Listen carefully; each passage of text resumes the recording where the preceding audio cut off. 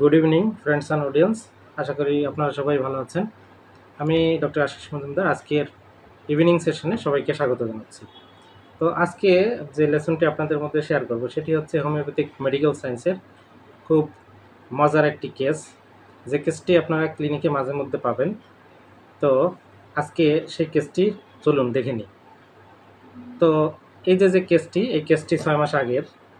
তো আমারই একটু দূরের আর কি প্রতিবেশী বলা যায়। তো পেশেন্ট হচ্ছে একজন মহিলা, বয়স কত 42। আচ্ছা, ওনার ফ্যামিলিতে কে কে আছেন? ফ্যামিলিতে আছে একটা ছেলে, ওনার বড় মেয়েকে বিয়ে দিয়েছেন, 2 বছর 3 বছর হয়ে গেল। এখন বড় মেয়ের বেবি হবে, মানে বাচ্চা হবে। উনি এখন এই এই মায়ের বাড়িতে, বাবার বাড়িতে আছে। এখানেই তার মানে ইয়েটা করবে, ডেলিভারিটা এখানেই হবে। কবে হবে? 3 মাস পরেই। তো উনি এখানে থাকে, মেয়েটা। তো এই মহিলা আসছে, এসেই বলছে, ডাক্তার সাহেব সমস্যাটা একটু হয়ে গেছে। বলে কি? আমার তো পিরিয়ড বন্ধ আছে। আচ্ছা, আমি জিজ্ঞেস করলাম তাতে অসুবিধা কি? বলতে অসুবিধা কি আপনি বোঝেন না? না না, বলেন, খুলে বলেন। বলে বাড়িতে মেয়ে আছে, আপনি তো জানেন, তার 3 মাস পরেই বাচ্চা হবে।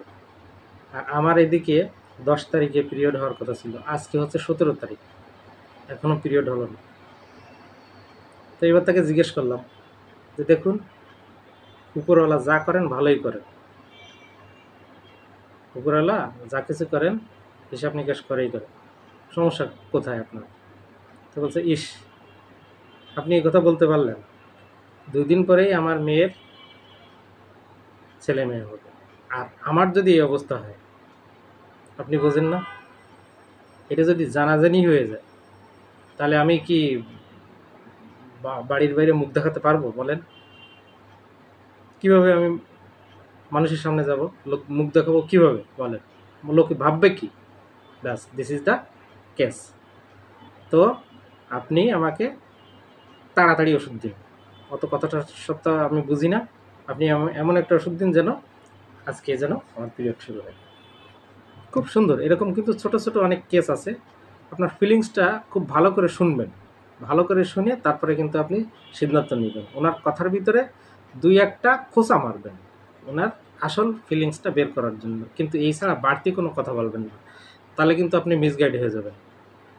আমি কি বললাম? আমি তাকে শুধু এটা জিজ্ঞেস করলাম, তো অসুবিধা কি, সমস্যাটা কি হয়েছে? উপরওয়ালা যা করেন ভালোর জন্যই তো করেন নাকি?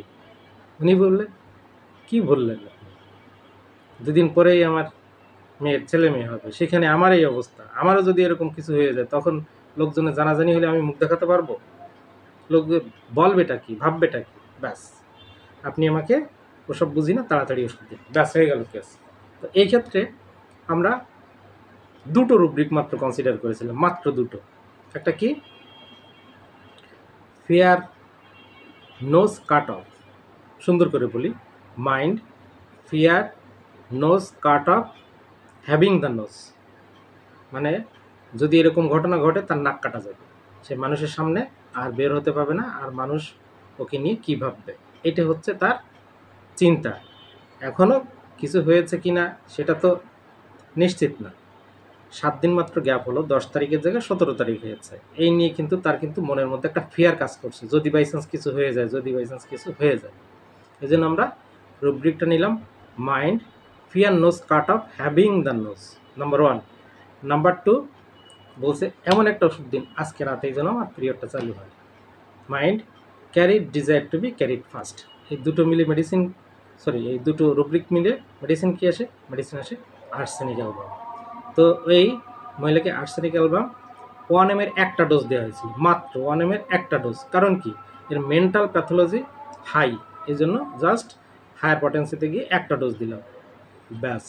পরের দিন সকাল থেকেই মানে 12 ঘন্টার মধ্যেই পিরিয়ড শুরু হয়ে গেল। This is the case. এটাকেই বলে হোমিওপ্যাথির বিউটি। আপনি যদি সঠিকভাবে মেন্টাল ফিলিং ধরে সঠিক রুব্রিক নিয়ে ওষুধটা পৌঁছাতে পারেন, গুলি মিস হলেও আপনার এই প্রেসক্রিপশন মিস হবে। তো বাই দ্য ওয়ে, আরেকটি কথা বলবো, আমাদের এই প্ল্যাটফর্মে আমাদের এখানে যারা শিক্ষানবিশ আছেন, যারা ফার্স্ট ইয়ার সেকেন্ড ইয়ার বা পাশ করে গেছেন, বা কেউ ক্লিনিকে নিজস্ব প্রাইভেট বা চেম্বারে প্র্যাকটিস করছেন, তো তারা যদি চেম্বারকে বা এই সিস্টেমকে আরও আপগ্রেড করতে চান বা ডেভেলপ করতে চান, তাহলে এই মাইন্ড টেকনিকের কিন্তু দ্বিতীয় কোনো অপশন মনে হয় না আছে। দ্রুত বা অল্প সময়ে রোগীকে অবজারভেশন করে মেন্টাল ফিলিং ধরে আপনি সঠিকভাবে অল্প সময়ের মধ্যে আপনি প্রেসক্রিপশন করতে পারবেন। অল্প সময়টা বললে ভুল হবে, এখানে এমনও দেখা গেছে যে কোনো রোগীকে 2 মিনিটের মধ্যেই প্রেসক্রিপশন করা যায়, কোনো রোগীকে ওয়েটিং রুমে সিসি ক্যামেরা দেখে কেস টেকিং করা যায়, আবার কোনো জনকে কেস টেকিং করতে 2 ঘন্টা 5 ঘন্টা 1 দিন 2 দিনও লাগে। কিন্তু বুঝতে হবে যে আপনাকে একেবারে অ্যাডভান্স লেভেলে সঠিকভাবে প্রিসাইজভাবে রুব্রিক সিলেকশন এবং মেডিসিন সিলেকশন। মাইন্ড রুব্রিক যদি আপনি না বোঝেন, এই মাইন্ড রুব্রিকে বহুতভাবে অ্যাপ্লাই হতে পারে, অনেক রকমভাবে।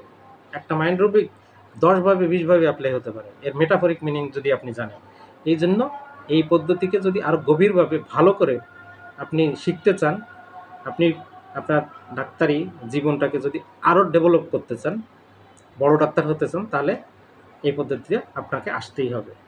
তো ঠিক আছে, সবাই ভালো থাকুন, আর আমাদের দেওয়া স্ক্রিন নাম্বারে যোগাযোগ করেন। আমাদের কিন্তু ক্লাস শুরু হয়ে গেছে, আমরা একটা ব্যাচ অটোমেটিক চালু করেছি, আরও একটা ব্যাচ সামনের মাসে নিব। তো আপনারা এই নাম্বারে যোগাযোগ করবেন, বিস্তারিত ইনবক্সে আমার কথা হবে। সবাই ভালো থাকুন, সুস্থ থাকুন, আজকের মতো বিদায় নিচ্ছি। শুভ সন্ধ্যা।